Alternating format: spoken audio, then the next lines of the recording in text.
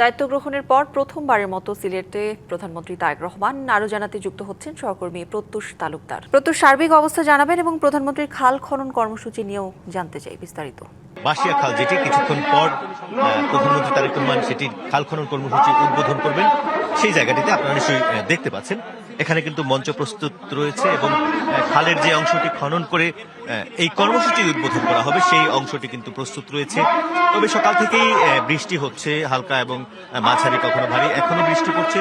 তারপরও কিন্তু এখানে সব ধরনের প্রস্তুতি রাখা হয়েছে।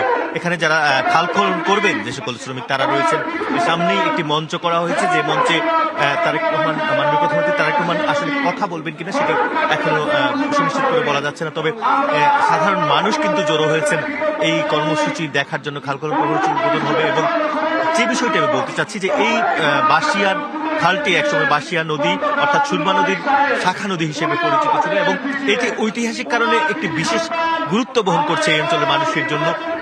এখানকার স্থানীয়রা জানিয়েছেন 1977 সালে শহীদ প্রেসিডেন্ট জিয়াউর রহমান এই খালটি খনন কর্মসূচি উদ্বোধন করেছিলেন। এরপর নানা সময়ে নানা কারণে এই খালটি কিন্তু দখল এবং দূষণে কিন্তু ক্ষতিগ্রস্ত হয়েছে এবং এই যে শাখা সুরমার শাখা নদী বাঁশিয়া নদী যে ছিল সেটি কিন্তু ছোট হতে হতে এটি বাঁশিয়া খাল নামে পরিচিত হয়ে যায়।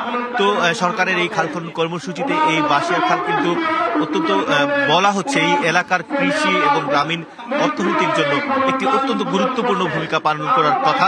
তো এই মুহূর্তে আমরা যে খবরটি পেয়ে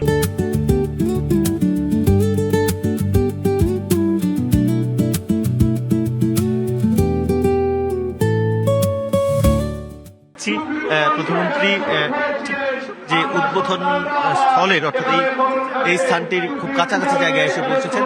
হয়তো অল্প কিছুক্ষণের মধ্যে এই জায়গায় এসে উপস্থিত হবেন নেতাকর্মীর পাশাপাশি আসলে সকলেই স্থানীয় মানুষজন, তারা কিন্তু অধীর আগ্রহে অপেক্ষা করছেন এই বাঁশিয়া খাল খনন কর্মসূচি উদ্বোধনের অপেক্ষায়। আমরা অপেক্ষায় রয়েছি, পরবর্তীতে আরো আপডেট জানিয়ে দেব।